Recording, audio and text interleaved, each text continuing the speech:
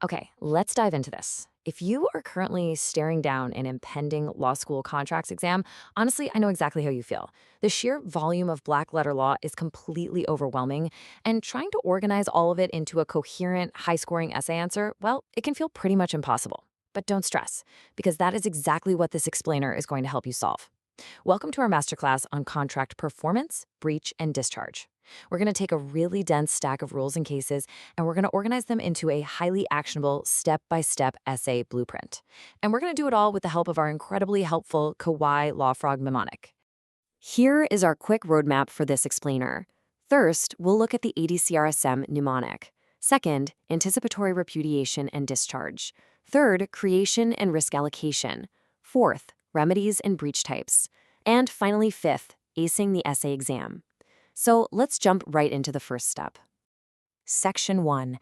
The ADCRSSM mnemonic.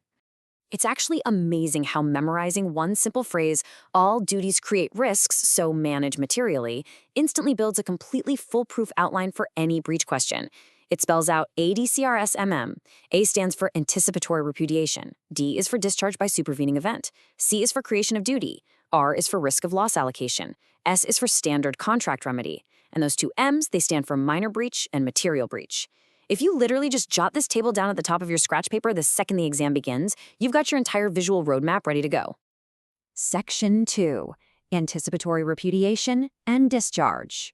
When we talk about anticipatory repudiation, or the A in our mnemonic, the law is incredibly strict. A vague threat, just grumbling about how hard the work is, yeah, that absolutely won't cut it. A party has to make a definite and unequivocal manifestation that they will not render the promised performance. So the crucial point is that the threatened failure actually has to qualify as a material breach. Just threatening a partial breach doesn't count as a true repudiation. And if you're dealing with the UCC for the sale of goods, it's got to be an anticipated failure that will substantially impair the overall value of the contract to the other party. But what if nobody actively repudiates, but some crazy outside event just interferes? Well, that brings us to D for discharge. There are 3 common law discharge doctrines you absolutely have to know. First up is impossibility, which requires objective destruction or some sort of supervening illegality. Basically, it must be literally impossible for anyone on Earth to perform. Second is impracticality. Here, performance isn't technically impossible, but an unforeseeable event makes it extremely and unreasonably difficult. And, crucially, the party wasn't at fault. And third is frustration of purpose. Think back to the classic 1981 case of Downing versus Stiles. This is when an unexpected event totally destroys the implied foundation of the agreement, making the core commercial purpose completely meaningless. Section 3. Creation and risk allocation. Moving on to C, we are looking at the creation of an absolute duty to perform. This is an enforceable, mature contractual obligation that arises only after all the initial contract formation requirements are met, any structural defenses are cleared out of the way, and express or constructive conditions precedent have been fully satisfied or legally excused. Honestly, it all boils down to that classic playground rule. No backsies. Once an absolute duty officially matures, we only look forward, never backward. You can't use subsequent events to retroactively undo your initial contract formation analysis. Now, what's really interesting about this slide is how courts actually handle these strict conditions in the real world, like in the famous Burger King versus family dining case. So Burger King had an agreement granting 90 years of territorial exclusivity to family dining, but only on the condition that they opened 10 restaurants in exactly 10 years. Family dining ended up falling behind schedule on the 4th and 5th restaurants. But Burger King's founder actually waived the delay, saying he didn't want to call a default over a technicality.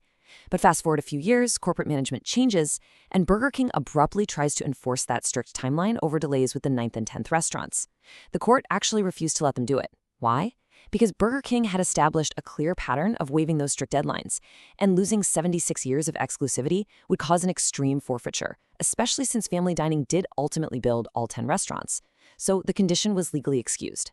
All right, moving to R. Who takes the hit if the goods are destroyed in transit? That's exactly where risk of loss allocation steps in, and it is a massive deal when you're working with goods under UCC Article 2. It's either an explicit contract term or a default statutory rule that dictates which party bears the financial burden if the stuff is damaged, lost, or destroyed before full performance is finished. If your contract doesn't explicitly allocate this risk, you've got to check the default rules. For example, you'd analyze if it's a shipment contract or a destination contract just to figure out the exact moment that risk passed from the seller over to the buyer. Section 4. Remedies and breach types. Okay, so the S stands for Standard Contract Remedy. Now, there is a super common misconception that contract law wants to punish the party who breached. It absolutely doesn't. The goal is purely compensatory. The standard remedy is monetary damages designed to satisfy the expectation interest, meaning we just want to put the injured party in as good a financial position as they would have been in if the contract had been fully performed. Punitive damages? They are universally unavailable for a simple breach of contract, unless the breaching conduct independently constitutes an intentional tort with willful and wanton misconduct. Now for our final two letters, the two M's. These represent the absolute critical distinction between a minor breach and a material breach. A minor or immaterial breach means the non-breaching party is still legally required to continue performing their own reciprocal obligations. Their exclusive remedy is just to sue for damages resulting from that specific minor deviation. However, a material breach is a completely different story. It's a significant failure that goes to the very essence of the contract. If the breach is material, the non-breaching party is entirely excused from their duties. They have the option to immediately suspend performance to stop bleeding money, and they can seek expansive remedies like damages for the entire remaining contract or even restitution.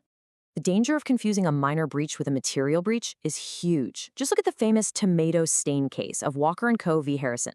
A lessor rented out a big advertising sign, but delayed cleaning off a tomato stain, some cobwebs, and a little minor rust. Was the delay irritating? For sure. But the court ruled it didn't actually deprive the lessee of the sign's main advertising benefit. It was merely a minor breach.